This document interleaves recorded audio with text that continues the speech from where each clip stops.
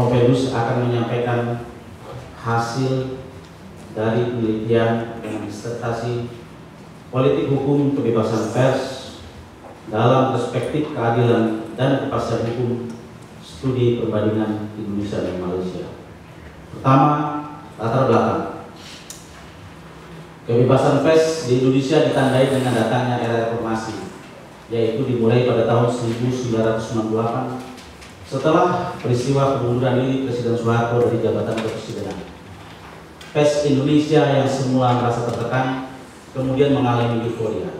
Demokrasi bagi pers Indonesia dimaknai sebagai kebebasan dengan platform, yaitu mencari, mengolah, dan menyebarluaskan segala hal yang bernilai berita, apakah itu berita yang baik ataukah yang buruk. Sehingga yang terpenting adalah bagaimana pers bersaing dengan media massa lain yang muncul akibat reformasi pers. Perjuangan pers Indonesia kemudian lebih kepada usaha bisnis, yaitu mengisi pada ruang publik. Kebebasan pers merupakan salah satu unsur penting dalam pembentukan sistem bernegara demokratis, terbuka dan transparan. Pers sebagai media informasi merupakan pilar keempat dari demokrasi yang berjalan seiring dengan penegakan hukum untuk terciptanya keseimbangan dalam suatu negara. Kondisi tersebut menunjukkan bahwa pers yang masih Indonesia jauh masih di bawah negara tetangga, seperti di Papua Nugini, yaitu pada peringkat posisi 8, naik dengan 15 dibanding dengan tahun 2018. Kemudian di Timor Leste pada posisi 84 dan negara-negara jiran, sedangkan pers Indonesia pada posisi angka 123 dengan 124, yaitu berbanding dengan negara Malaysia. Latar belakang ini adalah Romo Provendus ingin menulis bahwa dengan munculnya euforia, dengan munculnya berbagai undang-undang seperti undang-undang tentang ITE, yaitu undang-undang transaksi elektronik, dalam beberapa pasal cukup mengkhawatirkan bagi kebebasan pers di Indonesia, yaitu dengan ujaran kebencian, pencemaran nama baik. Padahal produk-produk yang dipublikasikan adalah produk-produk media massa. Dari latar belakang tersebut, Provendus mengusulkan yaitu permasalahan masalah. Pertama, apakah pengaturan kebebasan pers di Indonesia dan di Malaysia telah sesuai dengan prinsip-prinsip hak asasi manusia? Kedua, bagaimanakah konsep politik kebebasan pers di Indonesia dan Malaysia? Ketiga, bagaimanakah konsep ideal politik hukum kebebasan pers dalam perspektif keadilan kepastian hukum di Indonesia dan Malaysia? Tujuan penelitian ini dilakukan yaitu untuk menganalisis apakah pengaturan kebebasan pers di Indonesia dan di Malaysia telah sesuai dengan prinsip-prinsip hak asasi manusia. Kedua, untuk menganalisis bagaimanakah konsep politik hukum kebebasan pers di Indonesia dan di Malaysia. Dan yang ketiga, untuk menemukan bagaimana konsep yang ideal politik hukum kebebasan pers dalam perspektif keadilan kepastian hukum di Indonesia dan di Malaysia. Manfaat penelitian. Secara teoritis dan secara akademis, penelitian ini diharapkan dapat memperkaya kajian perpustakaan mengenai politik hukum kebebasan pers dalam perspektif keadilan kepastian hukum di Indonesia dan di Malaysia. Secara praktis, hasil penelitian ini diharapkan dapat bermanfaat dan memberikan sumbangan pemikiran serta hasanah penelitian ilmu hukum yang dapat digunakan sebagai bahan pertimbangan lembaga terkait serta masyarakat dan pihak yang terkait dalam pengambilan keputusan. Kerangka konsepsional.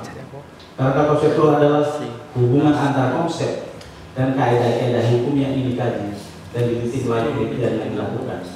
Hubungan antara konsep yang satu dengan konsep yang lain menjelaskan bagaimana itu tentang politik hukum kebebasan pers dalam perspektif keadilan dalam penegakan HAM baik di Indonesia dan Malaysia. Dalam kerangka konsepsional ini adalah satu, apakah itu politik hukum, kedua kebebasan, ketiga pers, kepastian dan keadilan. Landasan teori, Provendus menulis yaitu lebih jauh tentang politik hukum kebebasan pers dalam perspektif keadilan kepastian hukum di Indonesia dengan beberapa teori, yaitu teori hukum alam, teori kedaulatan, dan teori fungsional pers. Original penelitian. Dalam penelitian ini, penulis melihat dan mengkaji beberapa tulisan yang hampir serupa tapi tidak sama dengan tulis, yaitu satu, Budi Satrio Mutaharjo tahun 2021 tentang pengekangan terhadap kemerdekaan menyatakan kritik dan pendapat melalui pers di Indonesia. Kedua, Amir Samsudin, disertasi Fakultas Hukum Universitas Indonesia tahun 2008 tentang tinjauan yuridis konsep kepentingan umum menurut pasal 310 KUHP sebagai alat menghapus pidana dalam kegiatan pers. Ketiga, Rumana Amanita, disertasi Fakultas Hukum UI dengan judul Pengaturan Batas Implementasi Kemerdekaan Berserikat dan Berkumpul dalam pasal 28 Undang-Undang 45. Kemudian Muslimin, disertasi tahun 2002 tentang restorasi pers sebagai media kontrol dalam demokrasi di Indonesia. Metode pendekatan, Kompendus menulis pertama pendekatan konseptual, yaitu pendekatan peraturan perundang-undangan, pendekatan sejarah untuk melihat bagaimana politik hukum kebebasan pers di Indonesia. Kedua, pendekatan sejarah untuk memahami filosofi aturan hukum dari waktu ke waktu, memahami perubahan dan perubahan, serta dari sisi filosofi, baik ideologis formal dan normatif tentang hukum itu sendiri, untuk mengkaji atau menelaah perkembangan kebebasan pers dari masa ke masa. Kemudian pengumpulan bahan hukum, yaitu terdiri dari bahan hukum primer, berbagai peraturan perundang-undangan, putusan-putusan pengadilan, bahan hukum sekunder, yaitu bahan banding berupa buku-buku ilmiah, jurnal, dan hasil penelitian lain, serta bahan hukum tertier, yaitu seperti kamus, ensiklopedia, dan website. Tinjauan politik hukum kebebasan pers dalam divisi hak asasi manusia. Politik hukum merupakan sebuah mekanisme yang melibatkan banyak faktor. Kita mengenal mekanisme ini sebagai sebuah proses politik hukum. Dari pengertian ini, politik hukum mempunyai dua lingkup yang saling terkait, yaitu dimensi filosofis dan dimensi teoritis. Kemudian ada dimensi normatif dan dimensi operasional. Sebagai dimensi filosofis teoritis, politik hukum merupakan parameter nilai bagi implementasi pembangunan dan pembinaan hukum di lapangan. Sebagai dimensi normatif operasional, politik hukum lebih terfokus pada pencerminan kehendak penguasa terhadap suatu tatanan masyarakat yang diinginkan. Kemudian kebebasan pers. Kebebasan pers itu dapat dijadikan sebagai satu pihak warga negara untuk mengetahui rights to know, masalah-masalah publik dan pihak lainnya, yaitu terkait dengan hak warga negara untuk mengekspresikan pikiran dan pendapatnya, right to expression.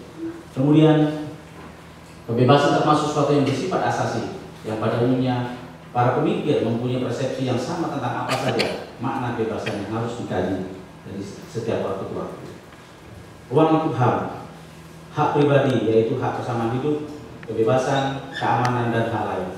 Kemudian hak milik pribadi dan kelompok sosial dan hak tempat seorang di mana berada. Hak berkenaan dengan masalah ekonomi dan sosial. Berikutnya, hubungan demokrasi negara HAM, hukum dan HAM. Hubungan demokrasi negara hukum dan hak asasi manusia bahwa kerangka penegakan demokrasi merupakan upaya dalam menjamin dan melindungi hak asasi manusia, serta demokrasi merupakan salah satu sistem politik yang memberikan penghargaan atas dasar hak manusia. Pengaturan kebebasan pers di Indonesia dan Malaysia. Dalam hal ini Propemdius melihat dari kajian sejarah, yaitu pertama pada masa Orde Lama. Pertama, masa revolusi tahun 1945 dan 49. Secara konstitusional, jaminan kemerdekaan pers di dalam pasal 28 Undang-Undang tahun 45 tidak dicantumkan mengenai jaminan perlindungan kemerdekaan pers. Meskipun tidak ada jaminan dalam pasal tersebut, tidak diatur, namun praktik kebebasan pers pada kurun waktu itu berjalan, yaitu dengan sistem pers liberal, yaitu praktik pers tanpa tekanan dan intervensi dari penguasa. Kemudian di bawah Konstitusi RIS 6 Februari tahun 1990 dan 17 Agustus 50. Konstitusi RIS ini tidak mengatur jaminan kemerdekaan pers secara eksplisit. Hal tersebut tercermin dari rumusan pasal 19 Konstitusi RIS. Setiap orang berhak atas kebebasan mempunyai dan mengeluarkan pendapat. Kemudian di bawah Undang-Undang Sementara tahun 1959, pers Indonesia yang berkembang selama perjuangan nasionalisme mempertahankan kemerdekaan Indonesia berlangsung nilai kebenaran, keadilan, kemerdekaan pers banyak dilanggar. Kemudian demokrasi terpimpin tahun 1959,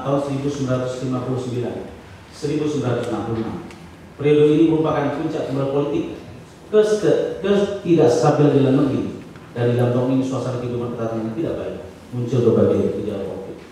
Kemudian era Orde Baru di Indonesia. Pada era pemerintahan ini, pers dikontrol aktif oleh pemerintah, oleh kebijakan pemerintahan yang berhenti dengan pencegahan baik secara preventif hingga secara represif. Undang-Undang Pokok Pers memberikan jaminan hukum pers nasional untuk menjalankan fungsinya. Undang-undang ini seolah menjadi tanggapan pers baru yang akan muncul. Kemudian penulis Propemdius melihat juga bagaimana kebebasan pers di Malaysia. Pers di Malaysia memiliki undang-undang sendiri, yaitu dengan Akta tahun 1944. Sedangkan Indonesia terlebih dahulu memiliki Undang-Undang Nomor 11 tahun 1966 tentang ketentuan pokok-pokok pers yang kemudian digandingkan dengan Undang-Undang Pers. Negara Malaysia mengakui kebebasan pers dalam landasan konstitusi negara. Kebebasan pers yang dimiliki di Malaysia masih menjadi salah-salah yang pada dasarnya menghambat semangat kebebasan pers. Hal mana Malaysia masih menatap sistem otoriter dalam melaksanakan kebebasan pers. Pemerintah mengontrol aktif apa-apa saja yang dikontrol, apa-apa saja yang ditulis oleh pers itu.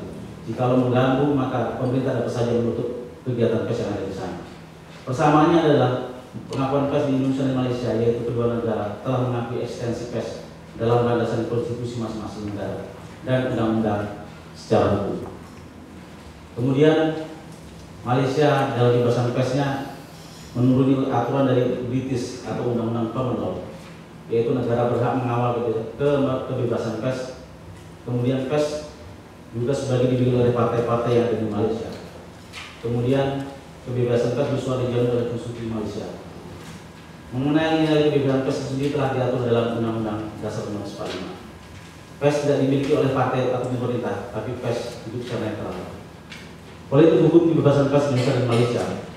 Peraturan perundangan mengatur dengan jelas baik dalam MPR, undang-undang maupun peraturan lainnya. Hanya saja era kebebasan pers itu mengikuti sesuai dengan zamannya. Berikut politik hukum kebebasan pers di Indonesia dan Malaysia. Dasar pengaturan pers di Malaysia yaitu mengikuti Akta 1948 dan Federal Constitution Malaysia, bahwa dalam tersebut setiap warga negara telah dijamin haknya di dalam undang-undang kebebasan berbicara dan mengutarakan pendapat dan Printing Press Act tahun 1984. Pada Malaysia, menurut Perdana Menteri mantan Perdana Menteri Ismail Sabri Yaakob mengatakan bahwa pers adalah mata, telinga yang dapat membantu pemerintah untuk memastikan kelangsungan pembangunan untuk rakyat.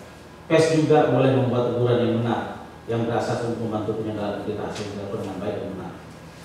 Praksi di Malaysia sendiri sangat menginginkan adanya undang-undang khusus seperti di Indonesia. Namun sampai saat ini janji pemerintah Malaysia untuk melakukan undang-undang itu masih bertahan karena Malaysia lebih mengutamakan kestabilan pemerintah di dalam negeri. Konsep ideal politik kebebasan hukum pers di Indonesia dan Malaysia dalam keadaan pasal itu. Pers diharapkan bisa menjadi corong masyarakat dan media kontrol sosial atas kekuasaan eksekutif, legislatif, dan yudikatif. Hanya pers yang sehat dan bebas memungkinkan terwujudnya kondisi tersebut. Pers yang bebas itu sendiri diawali dengan muat bebas individu yang berkembang di Eropa dan Anglo-Saxon. Kebebasan dekat kaitannya dengan kebebasan politik, mengenali bentuk suatu pemerintahan baru diketahui oleh seberapa jauh kebebasan pers dapat diwujudkan. Penelitian media tentang pers menemukan fakta bahwa pers akan menjadi lebih demokratis dan berjari sebelumnya, mengingat semua orang dapat berpartisipasi baik dalam jurnalisme atau menjadi narasumber dalam berbagai hal dan dapat mengembangkan gagasan-gagasan yang baru, dan itu merupakan salah satu format pers masa depan. Akan semakin banyak orang yang menjadikan informasi berupa teks, foto, dan video dengan jumlah yang sangat mencengangkan. Kebebasan pers merupakan elemen yang sangat penting bagi penegakan hak asasi manusia yang menjadi dasar negara hukum. Negara hukum dan kebebasan pers merupakan dua unsur yang saling terkait atau interkoneksi, di mana free opinion dan free expression yang menjadi sumber bagi kebebasan pers adalah elemen hak asasi manusia secara otomatis karena terkait dengan kedaulatan rakyat dan demokrasi.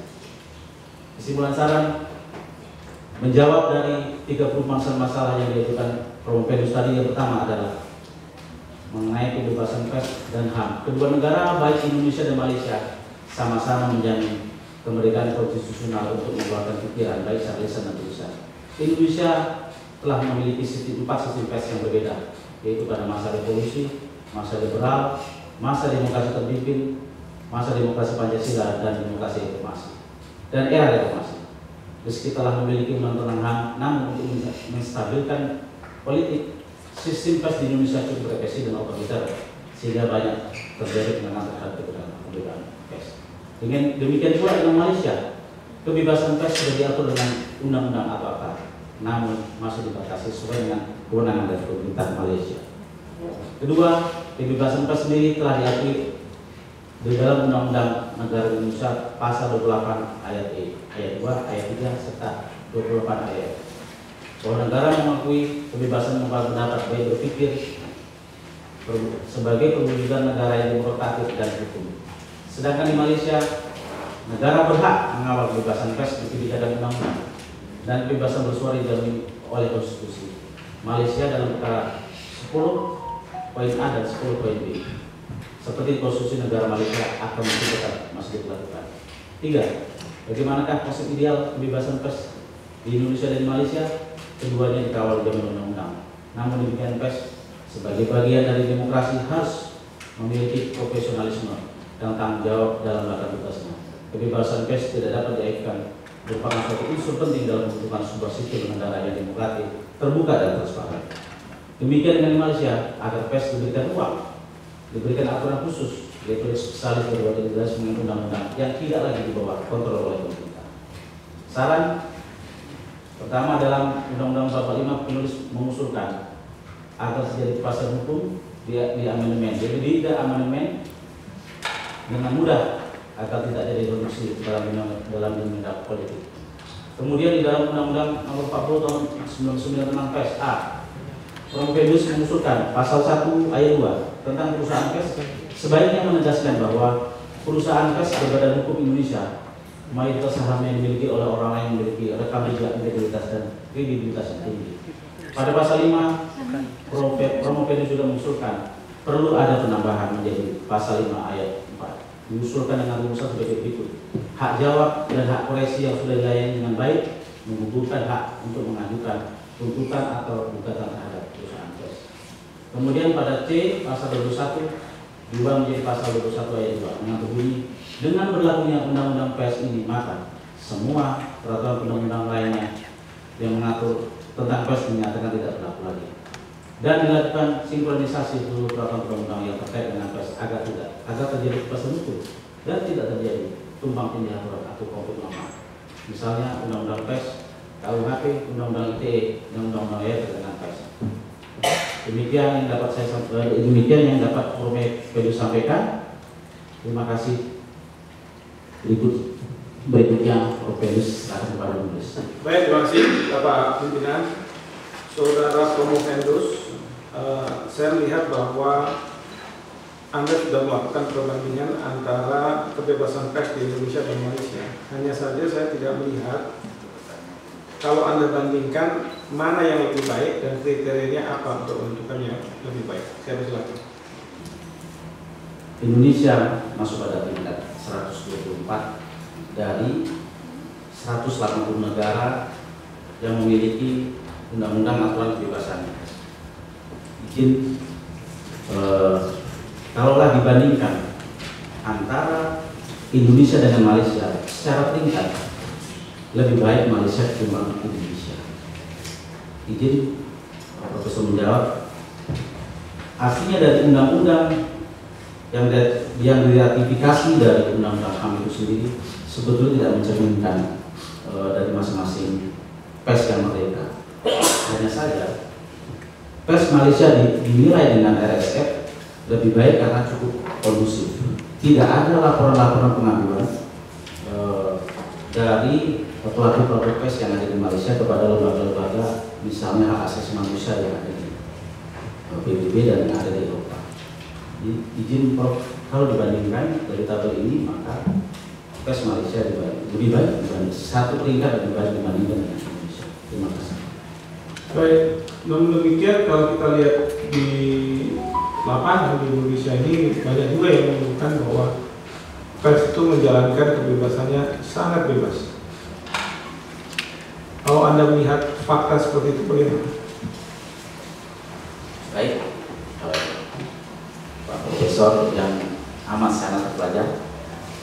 Betul, kalau melihat seperti itu, sebetulnya kita sendiri telah memiliki rambu-rambu atau norma yang diatur dalam Undang-Undang Nomor 40 Tahun 1999.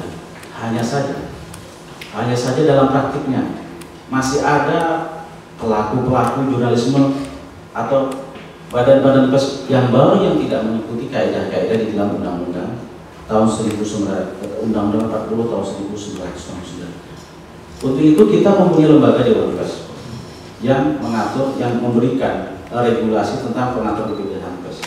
Kalau masyarakat menilai bahwa kebebasan pers terlalu berlebihan, bisa dikatakan tidak, bisa dikatakan benar. Karena sebelumnya pada era Orde Baru, pers di Indonesia sangat tertekan, yaitu dengan adanya SIP dan SIT, surat izin. Sekarang dengan undang-undang terbaru, pers diatur dalam undang-undang, tapi dalam faktanya banyak sekali pers yang berdiri tapi tidak melalui regulasi undang-undang. Inilah yang diatur di dalam undang-undang pokok pers itu. Terima kasih. Baik, sekarang saya beralih ke isu yang berikutnya, yaitu terkait dengan sosial media. Karena sekarang ini sosial media kerap berperan sebagai pers, dan masyarakat, terutama generasi yang muda, sudah meninggalkan pers yang konvensional. Mereka ketika mencari berita lebih banyak mencari di sosial media. Pertanyaannya adalah apakah ini akan menjadi ancaman bagi dunia pers di Indonesia, di mana masyarakat lebih menengok ke sosial media daripada ke pers yang formal, meskipun oleh pemerintah disebut sebagai yang mainstream. Saya silakan. Baik, terima kasih. Prof yang amat sangat cepat. Betul sekali Prof, bahwa fenomena ini muncul yaitu dengan munculnya juga VOO, yaitu internet dan VOO, yaitu dengan media sosial misalnya dengan YouTube, Google, kemudian ada Facebook dan lain-lain. Hal ini sebenarnya di luar norma atau undang-undang, karena undang-undang kita saat ini di Indonesia belum mengatur mengenai media sosial. Dalam bab 4 Promovendus dilakukan, tuliskan ada beberapa uraian bahwa ancaman media massa tidak hanya kepada pers itu sendiri, itu ancaman yang ini, tapi juga ancaman itu tereduksi dengan adanya media sosial. Ini sudah disadari. Dan Promovendus telah melakukan riset dan penelitian dengan Dewan Pers pada saat itu, dan Dewan Pers ke depan akan mengkaji ini, yaitu akan memasukkan norma baru bahwa produk pers ini yang masuk ke dalam media sosial akan menjadi sebuah produk pers.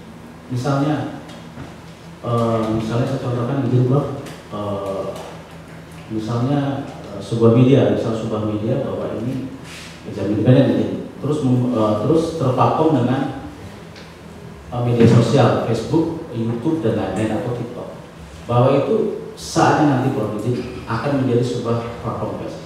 Hanya saja ketika norma ini akan diatur harus melakukan setuju dari pihak ketiga, karena Google, YouTube dan lain-lain tidak di Indonesia diatur. Itu adalah produk dari Amerika. Saat ini masih menjadi bahan pengajian Dewan Pers. Oke, saya minta singkat aja jawabannya. Jadi terkait dengan masalah itu, politik hukum kebebasan pers yang ada isu sosial media menjadikan dirinya sebagai pers, dalam perspektif keadilan dan kepastian hukum itu seperti apa? Baik Prof, izin menjawab. Kalau memang produk itu merupakan sebuah produk pers, maka tidak mengapa itu akan dilakukan normatifnya sesuai dengan undang-undang pokok pers. Namun jikalau bahwa itu tidak terkait dengan normatif yang ada di dalam undang-undang pokok pers, maka aturannya tidak masuk di dalam undang-undang pokok pers, yaitu dengan undang-undang ITE dan undang-undang yang lain, misalnya pencemaran nama baik, misalnya berbau tidak menyenangkan. Kepastian hukumnya di situ. Oke, baik.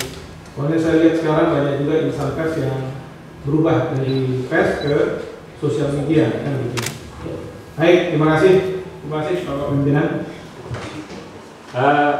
Satu hal yang saya pertanyakan dari tema sentral ini adalah politik hukum kebebasan pers.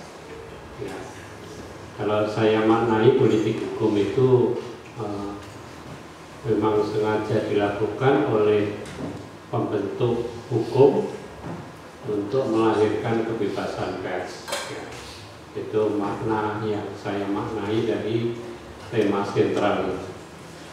Tetapi dari latar belakang yang Romo Bendus sampaikan itu nampak jelas bahwa kebebasan pers ini lahir karena reformasi yang begitu gempar, begitu ketat, jatuhnya pemerintahan Soeharto kemudian menjadi sangat bebas. Artinya bahwa saya memaknai kebebasan pers itu lahir bukan karena keinginan dari pihak pembentuk hukum, tetapi keinginan dari bawah pers itu sendiri. Sehingga apa yang disampaikan oleh Prof. Hikmahanto tadi sangat tepat bahwa dengan sebebas-bebasnya seperti sekarang menjadi seolah-olah tidak bertanggung jawab lagi. Ya. Dari latar belakang itu nampak jelas. Nah, apa yang akan menjadi menjadi kriteria yang mau dicapai oleh Romo Bendus dalam hal melahirkan novelty yang dikemukakan oleh Romo Bendus ini.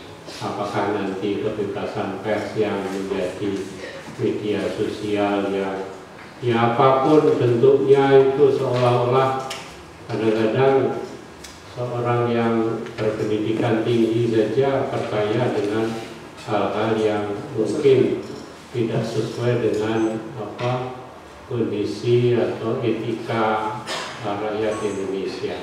Apa yang mau dicapai? Silakan. Bahwa historical lahirnya Undang-Undang nomor 40 tahun 1999 memang lahir sangat cepat. Yaitu pada saat itu dijabat oleh Presiden B.J. Habibie. Jadi setelah euforia Presiden Soeharto lengser, kemudian fraksi Sipes dan Waktu Pers mengajukan usulan undang-undang dan pemerintah dalam waktu kurang lebih 6 bulan langsung mengeluarkan undang-undang ini. Dan undang-undang itu masih berlaku sampai sekarang. Yang ingin Romo Bendus lakukan adalah setelah lahirnya undang-undang tersebut, pers dalam beberapa pihak mengungkap banyak sekali kebablasan, kurang beretika, kurang bernorma, dan banyak menyebutkan berbagai pihak. Romo Bendus mengusulkan di dalam novelnya di dalam bab 3 dan bab 4 bahwa meskipun pers bebas, tapi pers juga bebas dalam tanggung jawab. Artinya tetap memegang teguh kepada nilai-nilai filsafat Pancasila. Dari nilai tersebut ada nilai ketuhanan, kemudian kemanusiaan, persahabatan sampai pada keadilan sosial. Artinya pers yang ada adalah pers yang bebas dan bertanggung jawab. Akhirnya sekarang pers yang muncul kemudian adalah pers yang terseleksi dengan sendirinya di masyarakat. Di mana pers yang tidak baik, pers yang memunculkan berita asal-asalan akan terpinggirkan dengan sendirinya. Kemudian Prof yang kedua terkait dengan media sosial. Memang secara normatifnya tidak diatur dalam undang-undang pokok pers karena normanya berbeda. Namun Prof Bendus menginginkan bahwa kalaupun itu nanti menjadi sebuah produk pers, menjadi bagian dari inti-inti produk pers, Prof Bendus kita menginginkan adalah bahwa materi-materi media sosial yang dikeluarkan itu adalah sama, yang bebas dan bertanggung jawab dengan nilai-nilai etika yang ada. Terima kasih, Prof. Oke, yang kedua, ada beberapa, saya memang sampai hari ini masih membaca pers cetaknya, artinya saya membaca itu sehingga kadang-kadang saya membandingkan ini berita faktual dan opini ya. Jadi apa yang di media sosial tidak cetak itu kadang-kadang si wartawan itu atau pers itu dia berpendapat, apakah bisa dibedakan Pak Romo Bendus membedakan antara opini, pendapat, kalau opini itu ya pendapat juga ya, kemudian fakta, apakah memang pers itu akan menyampaikan fakta atau pers itu akan menyampaikan opini. Ini sangat berbeda. Karena itu kalau saya boleh menilai media-media sosial yang tidak bertanggung jawab dalam tanda kutip itu pada umumnya adalah opini atau pendapat mereka. Sebenarnya pers ini yang diinginkan oleh Prof. Pendus ini adalah pers yang memberitakan faktual atau pers yang menyampaikan opini. Silakan. Terima kasih Profesor yang telah saya bacakan bahwa yang diinginkan Prof. Pendus tentunya adalah pers sesuai dengan fakta. Pada akhirnya dengan lahirnya era media sosial sekarang ini banyak sekali pengguna media sosial yang kembali kepada pers yang sebenarnya. Karena saat dilihat lebih lanjut ternyata banyak produk-produk sebagian besar atau sebagian kecil juga yang isinya hoax. Akhirnya banyak hal yang publik bahwa melihat masih menunggu misalnya masih menunggu berita resmi dari memang pers yang sudah resmi. Tapi juga faktanya ada yang memang yang bahwa itu sebuah fakta ketika bahwa dalam beberapa kelompok tertentu yang dilahirkan oleh media sosial ada juga sebuah fakta. Ketika itu sebuah fakta ya tidak bisa dihindari lagi bahwa itu adalah fakta yang lapangan. Artinya Prof. Pendus tetap menginginkan apakah itu produk pers, apakah itu media sosial adalah sebuah fakta. Terima kasih. Mohon izin Profesor dan Bapak Ibu semua, penguji. Assalamualaikum warahmatullahi wabarakatuh. Pertama-tama saya mengucapkan selamat pada Prof. Pendus sudah sampai di titik ini, titik kulminasi ya, perjuangan di S3 Ilmu Hukum. Kalau tidak salah itu sudah 6 tahun 10 bulan. Ya, itu sudah sangat panjang dan tentu saja tidak lupa selamat dulu kepada keluarga. Pasti ini supportnya sangat luar biasa, dan kepada kolega juga kerabat yang hadir pada hari ini. Dan mudah-mudahan ya teman-teman yang juga sedang menempuh pendidikan bisa segera juga berdiri di mimbar panas itu, walaupun panas tapi dicari-cari di mimbar ya. Ya. Mudah-mudahan hasilnya juga sangat memuaskan ya nanti, karena memang perjuangannya ini luar biasa. Ada 3 hal yang ingin saya konfirmasi gitu ya, ditanyakan karena ini promosi. Jadi mudah-mudahan nanti pertanyaannya dari semua tadi bisa terjawab dengan baik, dan semua yang hadir juga mengaku ya ini memang tidak cocok dengan jadi dokter gitu ya. Oke. Yang pertama yang ingin saya tanyakan, ketika menulis, di awal menulis, memilih judul, kemudian untuk masuk ke dalam substansi ini, disertasi ini, beranjak dari itu ada asumsi Prof. Pendus ya terhadap objek yang diteliti, yaitu tentang kebebasan pers di Indonesia. Bisa dijelaskan? Terima kasih pada Ibu yang amat terpelajar, Ibu Dr. Hatta. Tentunya dari awal beranjak bahwa saya memberanikan menulis ini karena background saya adalah di media massa, itu sejak tahun 1999. Saya lama di jurnalis, kurang lebih hampir 12 tahun, dan banyak menemukan fakta-fakta di lapangan. Lalu izin Ibu Dokter setelah itu ingin melihat dari dalam, sebetulnya mencari norma-norma perubahan dalam undang-undang secara umum. Karena sebetulnya jika dibandingkan dengan negara lain, Prof. Pendus ada tulis itu membandingkan ada 7 negara, Belanda, Amerika, USA, Korea dan lain. Ternyata meskipun versi Indonesia terdekat, tapi sudah cukup jelas. Jadi, namun karena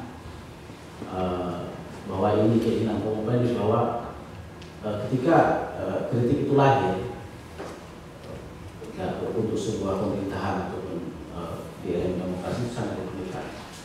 Dan Komopendus sendiri pernah menjalani hari-hari yang tidak menunjukkan pada saat dulu di era Gubernur lama, ketika Komopendus besar dan pintu mengkritik pemerintahan ini, itu adalah sebuah fakta. Dan saat itu Komopendus beserta jajaran tim itu diputus hubungan dengan pemerintah dari mulai gubernur sampai dengan bupati. Tidak boleh berhubungan lagi, tidak boleh meliput lagi, jadi sangat terdekat.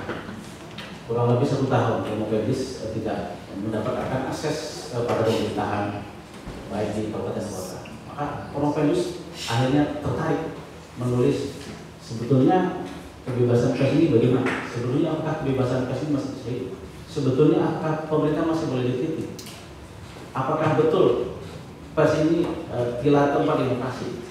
Karena pada faktanya kita kadang-kadang masih dianggap seperti itu. Nah itu Komopendus coba untuk menulis. Terima kasih Ibu Dokter yang amat sangat berbahagia. Iya, berikut dari judul ya itu komparasinya dengan negara Malaysia tingkat. Tadi dari paparan saya cermati itu Indonesia berada tingkat di bawah Malaysia. Iya. Mengapa mengambil Malaysia?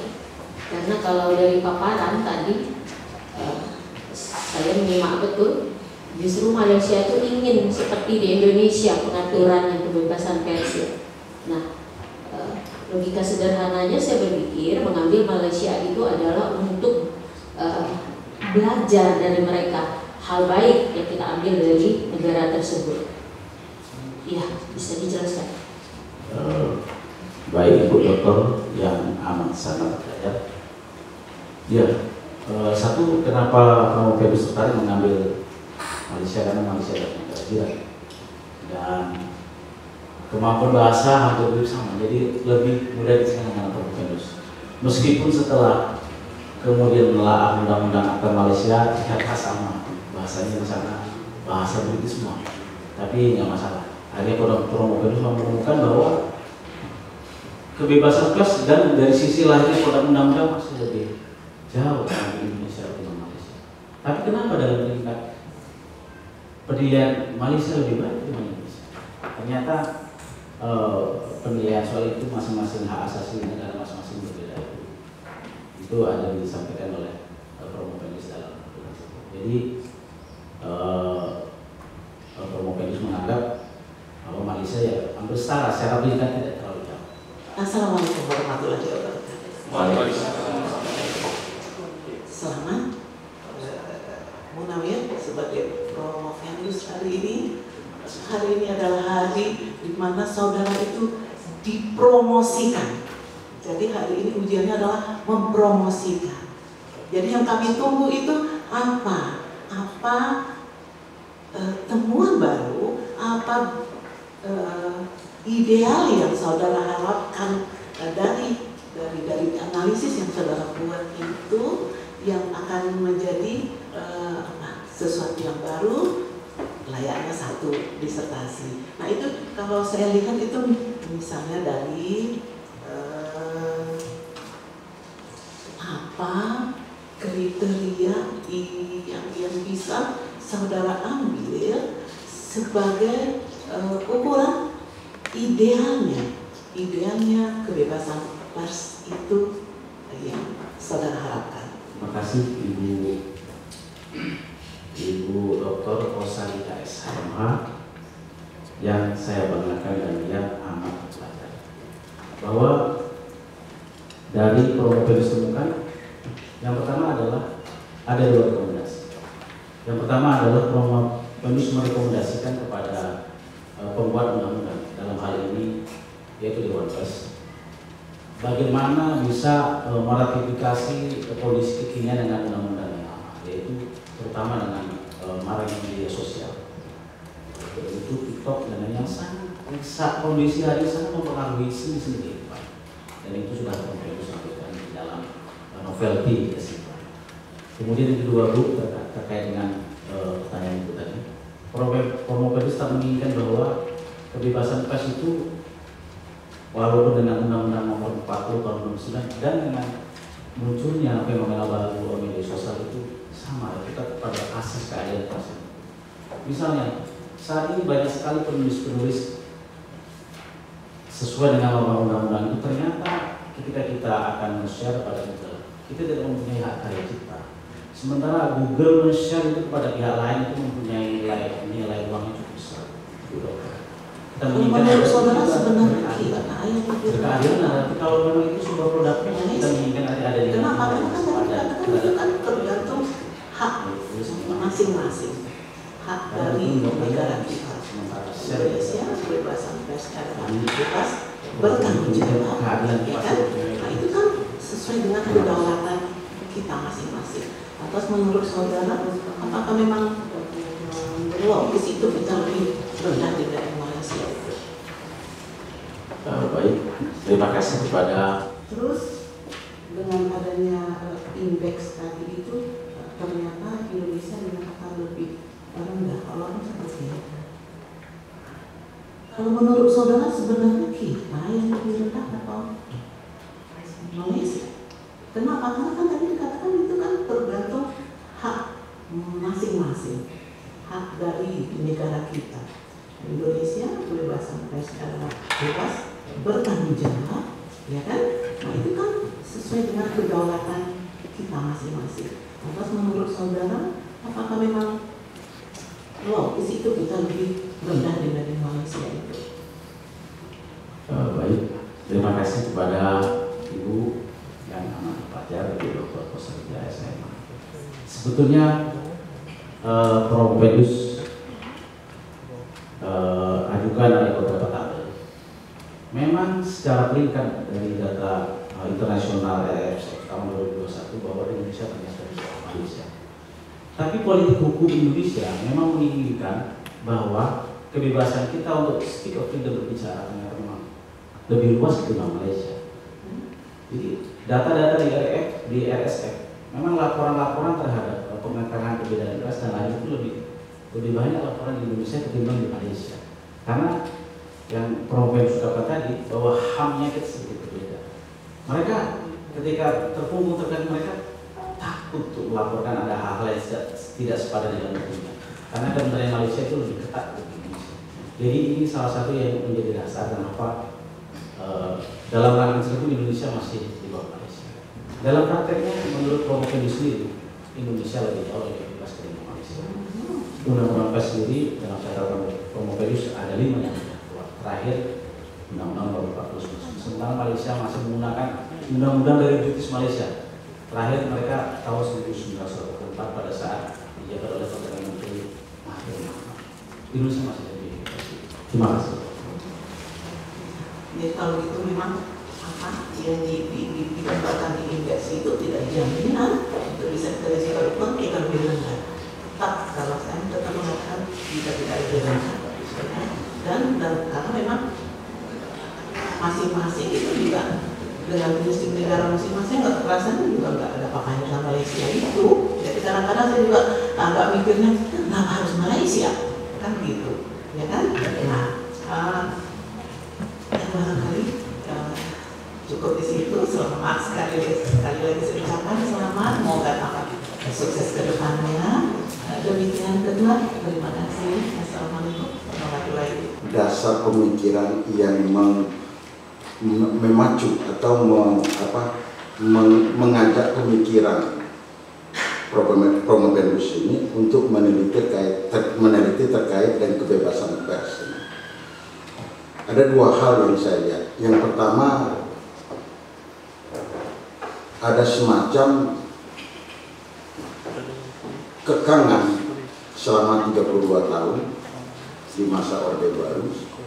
Yang kedua, Undang-Undang ITE. Ini saya tangkap di saat paparan presentasi tadi. Nah, apakah betul ini yang menjadi dasar pemikiran sehingga ingin meneliti tentang kebebasan pers di Indonesia ini? Silakan. Ada beberapa hal yang menjadi dasar kenapa Promopedus mengajukan penelitian ini. bahwa yang pertama ternyata sangat sulit menemukan penelitian-penelitian di bidang jurnalistik. Dan penelitian-penelitian ini sangat jarang sekali. Dan setelah Promo Pendus lakukan, benar, sangat sulit sekali mendapatkan bahan-bahan penelitian mengenai jurnalistik. Harus kesana kemari, harus ke Malaysia bersama kamu untuk mengambil riset di sana.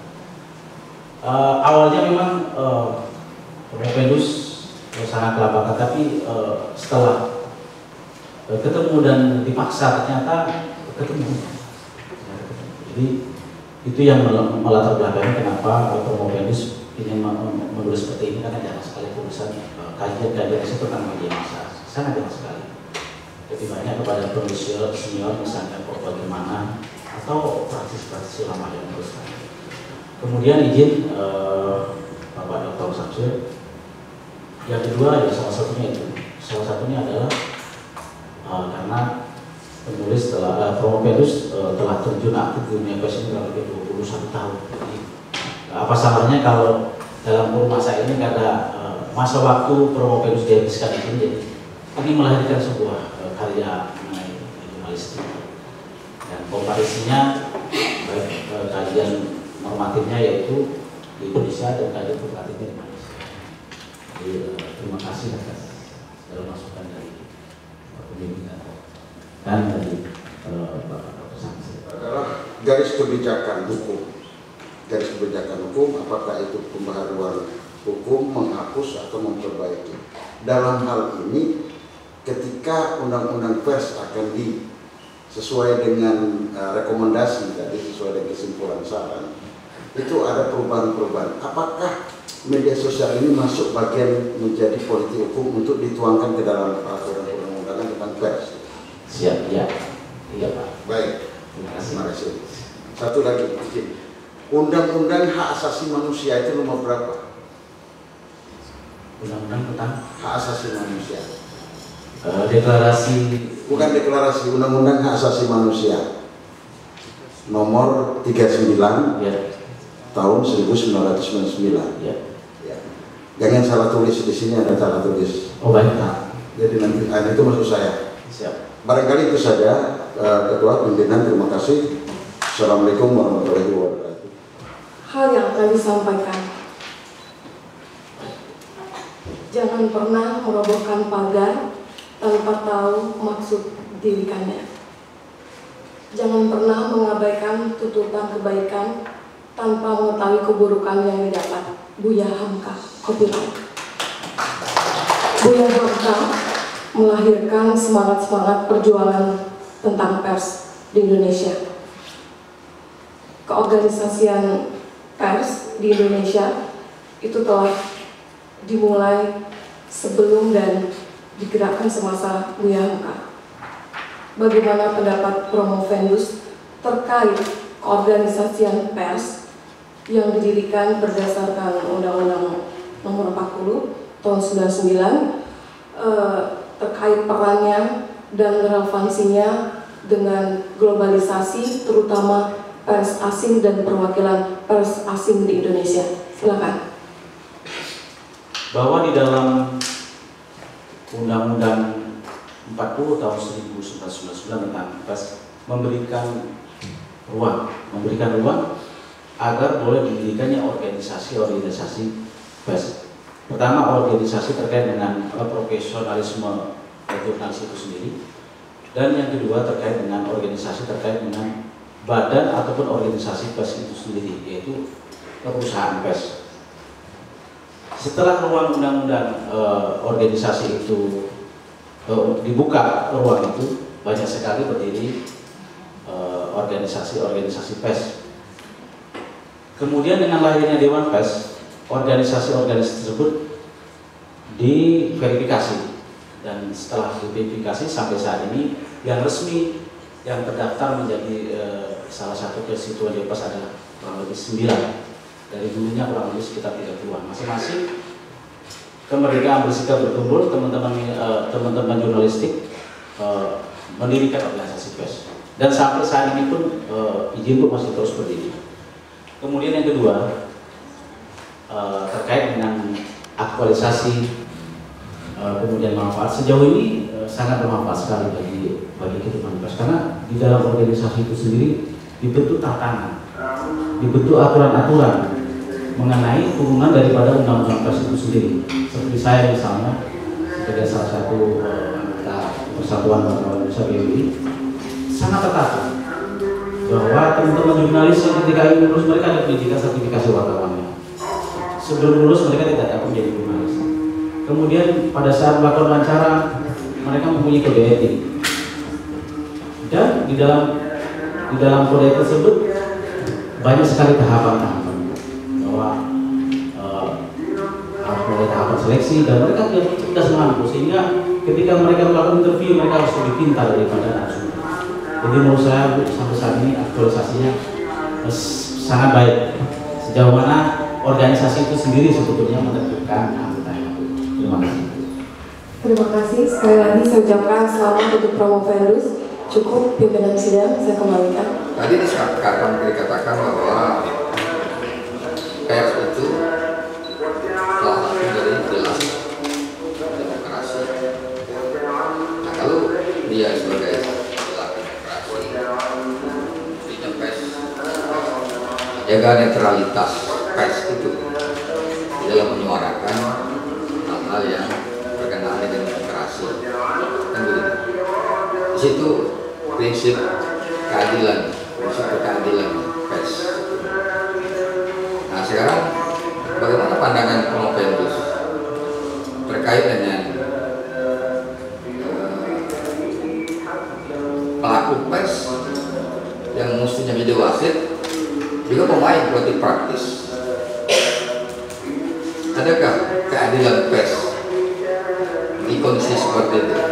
Silakan. Terima kasih.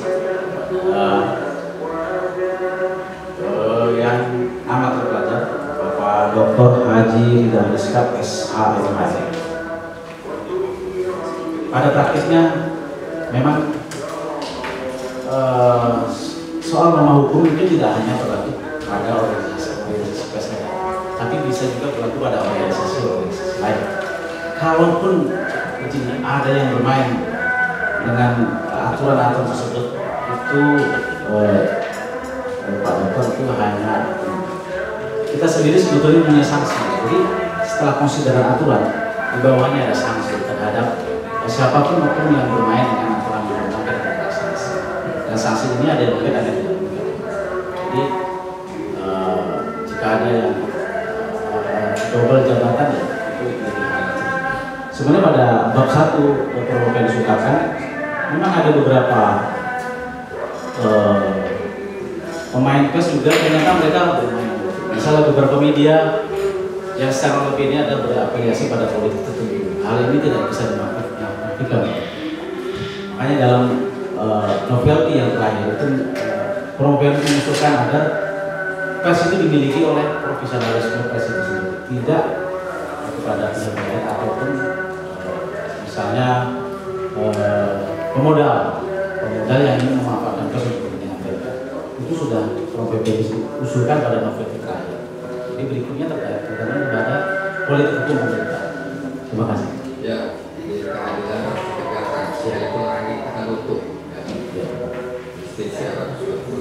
Ya, terima kasih. Terima kasih. Baik, tim komisi yang kami hormati, hadirin undangan yang berbahagia, dengan selesainya sesi tanya jawab maka kami mohon berkenan waktu kurang lebih 10 menit untuk bermusyawarah menentukan apakah hasil ujian hari ini dapat dinyatakan lulus atau ditunda. Skor kurang lebih 10 menit. Menuju ruang penilaian, hadirin dimohon berdiri.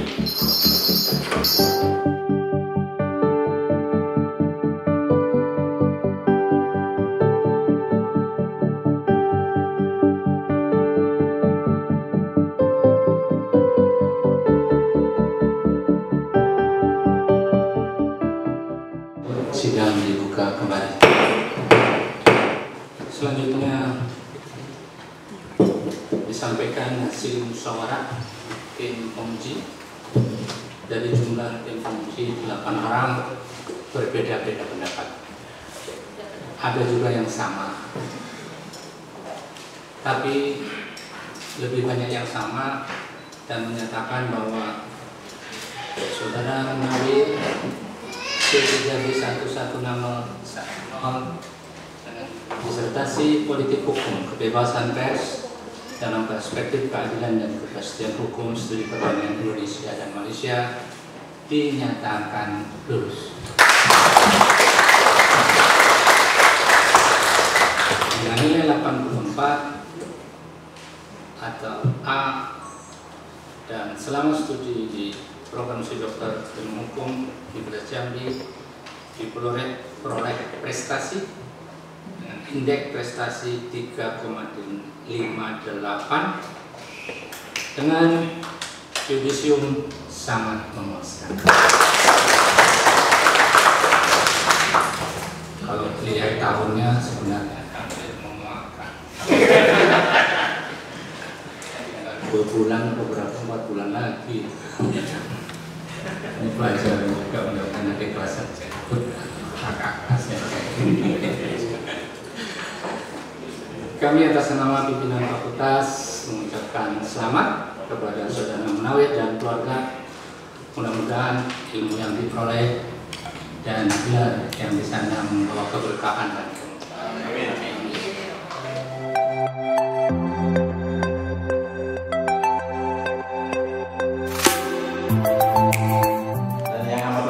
Profesor Hikmahanto Juwana SHM sebagai pengunjung utama hari ini besar Universitas Indonesia. Yang saya hormati, saya banggakan yaitu Profesor Dr. Sukamto Kakoko sebagai penguji dan juga ketua program studi Dokter Ilmu Hukum. Kemudian yang terhormat yang mata pelajar Dr. Dwi Suartati sebagai sekretaris penguji. Kemudian sebagai Bapak Ketua Dr. Usman MH ketua penguji pada hari ini. Dan sebagai anggota yaitu Ibu Dr. Hartati SMH, kemudian yang saya banggakan Ibu Kosarida SMH, kemudian yang saya sayangi Dr. Hadi Samsir sebagai senior SMH, kemudian tentunya promotor saya yang hari-hari membimbing saya yaitu Bapak Dr. Didan Puskar SMH. Puji syukur kepada Allah Subhanahu Wa Taala atas segala nikmat karunia dan imannya sehingga pada hari ini yang tidak saya duga ternyata hari ini saya mendapat berkah dari Allah melalui Bapak-bapak Profesor dan Dokter hari ini menjadi benar dokter. Itu adalah atas kuasa Allah Subhanahu Wa Taala. Kepada program saya mengucapkan terima kasih atas didikannya selama kurang lebih 6 tahun lebih menulis dan belajar di kampus ini, kepada para jajaran sekretaris program dan staf yang selalu mengingatkan saya walaupun belum selesai, jangan lupa bang bayar SPP terus. Saya enggak, abang itu siap, saya selesai. Kemudian pada promotor Haji Juni Naswan yang pada awalnya saya sudah mengajukan judul mengenai pidana mati lengkap dengan konsepnya, ternyata dengan beliau semua dirubah karena kamu jurnalis pers, kamu harus terus menulis pers. Saya tidak mau tahu ternyata itu menghambat juga saya agak lama mengambil jadinya. Jadi, tapi terima kasih pada hari ini ternyata mendapat hikmah dan dimuliakan dengan penulisan bidang pas ini. Kemudian Pak Ridham juga yang hari-hari selalu mengingatkan, teruslah jangan sampai selesai di malu saya kalau selesai saya sebagai promotor. Siap, terima kasih. Kemudian juga terima kasih kepada Ketua Program Bapak Profesor Dr. Sukamto yang senior yang berjiwa muda. Saya penelitian dengan beliau di Universitas di Terengganu, di Universitas Zainul Abidin, dan juga mengambil beberapa riset di Kuala Lumpur selama kurang lebih 1 pekan. Terima kasih Prof sudah menemani saya juga menemani Prof, jadi semangat Prof itu luar biasa. Kamu habis ini kamu harus menulis sehari 2 lembar, 3 lembar, 2 lembar, 3 lembar ya siap Prof. Kalau enggak kamu bisa gitu. Siap Prof. Terima kasih. Kemudian semua pemuji yang saya kenal Prof Hik juga dari awal memuji dari ujian juga menyemangati dan menjadi inspirasi saya karena selain sebagai Prof juga tokoh publik yang sering muncul di layar TV. Siap. Kemudian Bu Dwi, Pak Usman juga sebagai senior bahwa ketua program, karena saya ini menjalani di sini 3 ketua program ternyata. Baru sampai selesai dengan program. Ketua program kedua, kamu kapan menulis katanya? Kamu tuh hanya sibuk ngurusin yang lain, kalau kamu tulis sudah selesai. Pak Usman saya inginkan. Kemudian Kak Tati sebagai senior saya dulu sama-sama L2 P4 Internasional di Jakarta tahun 1995 juga sangat menginspirasi. Katanya kamu bisa deh, kamu tuh pintar, karena kamu tuh gak bisa nulis ini, coba sama teman diskusi. Terima kasih. Kemudian Ibu Kerja, terima kasih selalu semangatnya, Anda Ben yang menyemangati sebagai sesepuh, kemudian Bang Sarso. Dan berikutnya kepada keluarga itu yang menyemangati saya setiap hari, kepada istri dan anak-anak, kepada ibu saya, Ibu Hajah Ruminya dan almarhum bapak saya, ibu saya, ibu tua saya, Ibu Hajah Rohani juga selalu menyangati supaya cepat selesai. Kepada ibu saya juga, kalau sudah mulai kata diselesaikan ya. Kemudian kepada istri, terima kasih hari-hari selalu mengingatkan.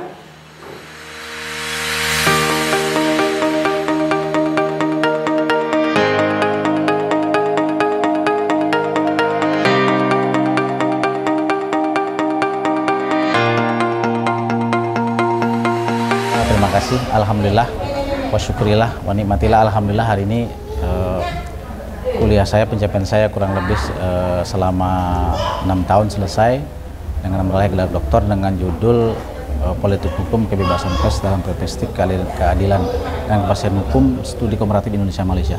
Tentunya penelitian ini saya ambil berdasarkan dari pengalaman saya selama ini. Saya mengabdi di dunia pers ini sejak tahun 1999 sampai hari ini atau kurang lebih 24 tahun. Artinya apa yang saya alami itulah yang saya tuangkan dan saya tuliskan untuk bagaimana pers ke depan. Apalagi paradigma media sekarang ini terus bergeser. Satu, tereduksi dengan banyaknya ancaman-ancaman, misalnya ancaman yang saya ungkapkan tadi, misalnya kekerasan terhadap pers itu sendiri, kemudian ancaman dari media sosial itu sendiri. Dan itu saya rekomendasikan agar kedepannya bahwa ini menjadi salah satu tugas pekerja pers dan Dewan Pers bahwa media sosial tidak bisa dimaknafikan. Justru itu dimanfaatkan bagaimana supaya pers itu lebih baik dengan adanya media sosial. Dan media sosial sendiri ke depan juga akan bagaimana juga tereduksi bergabung dengan norma-norma yang ada di dalam Undang-Undang Nomor 40 tahun 99. Dan tulisan ini terus terang saya dedikasikan buat teman-teman pekerja pers dan jurnalis di seluruh tanah air. Pertama saya ucapkan selamat kepada abang saya Dr. Haji Muhammad Manonir SMH atas ujian proposal doktornya tadi, sangat menarik. Tentunya ini suatu hal yang baru bagi diri saya sendiri tentang politik hukum kebebasan pers dengan studi banding antara Indonesia dan Malaysia. Sehingga saya pribadi mengharapkan dengan lulus dengan hasil sangat memuaskan dapat gelar doktor tadi pada abang saya Dr. Munawir bisa mengkiprahkan ilmu tersebut tentunya dengan sesuai dengan bidang kerjanya yaitu di insan pers. Saya berharap kedepannya akan menjadi suatu landasan hukum untuk undang-undang pers yang ada di Indonesia sehingga lebih baik lagi dalam rangka untuk kebebasan pers kita yang ada di Indonesia saat ini.